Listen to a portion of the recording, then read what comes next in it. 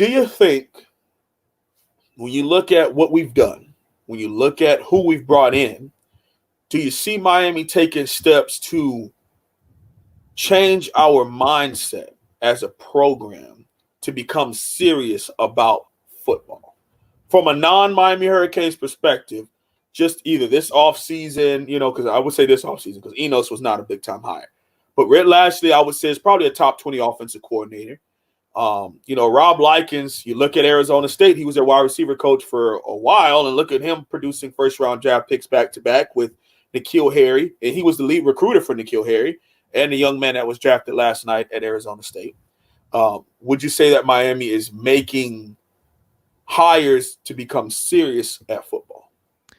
So I'll start with what I can't speak to, and that's the administration. I don't know what the commitment is there. Yeah, I don't dig into that. I don't know. I don't read about it. I just don't have the time or interest. I just deal strictly with what I see on the field and the player development, the recruiting, the coaches, and so forth. Mm-hmm. So there was a two-part issue with Mark Richt, I think. I still believe that was a good hire, and I would make the same evaluation because he obviously showed at Georgia he could win. And then he's coming home to Miami, and I thought, okay, this is a great fit. This is a credible coach that is going to get them back to a certain place. He may not win it all, but they'll be in great shape to win 10-plus games most seasons with him.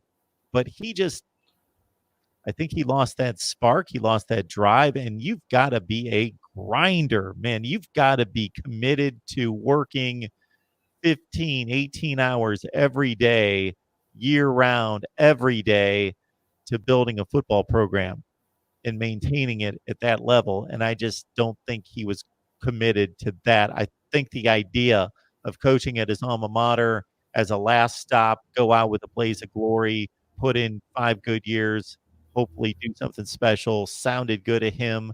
But once he got in there, I just don't think the spark was there. And then on top of that, he made the decision with his son. That was just beyond for a guy that should be smarter than that. You can raise your son. You can put him in a good place. You've got every connection in the world. Go send him off to some FCF school to earn his rep and cut his chops. Great. You can make that contact and let him grind for 5 to 8 years somewhere else, or even 2 or 3 if he's really that good.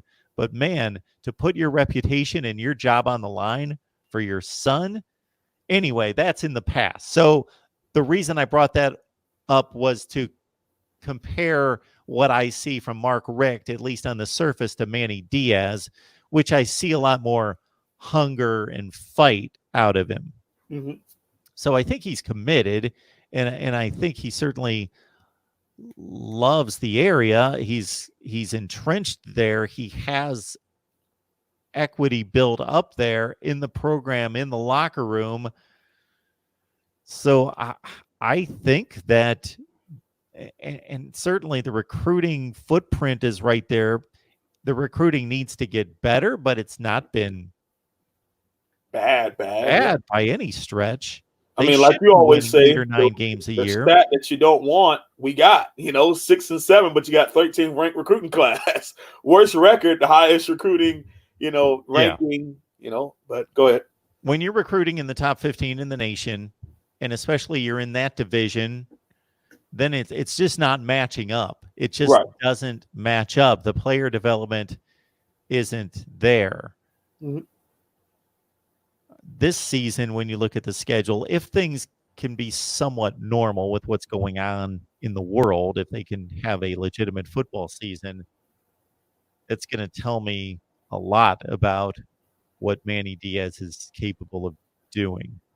Absolutely. One thing for me, when I look at it, I'm saying, are we becoming serious about football?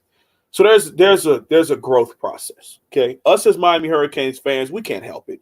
We always think we're up here. It's always, we're going to national championship.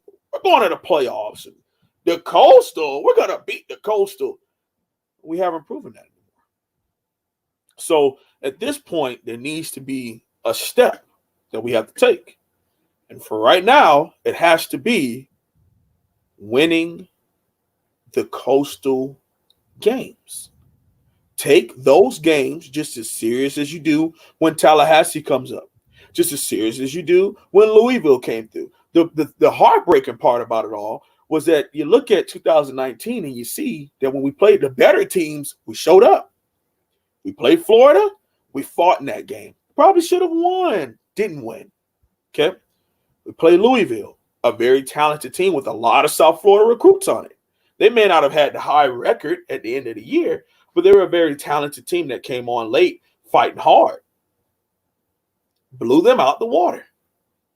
You know, you played Tallahassee, a rivalry game. You're going to get up and we're going to fight and we're going to kick them in the face.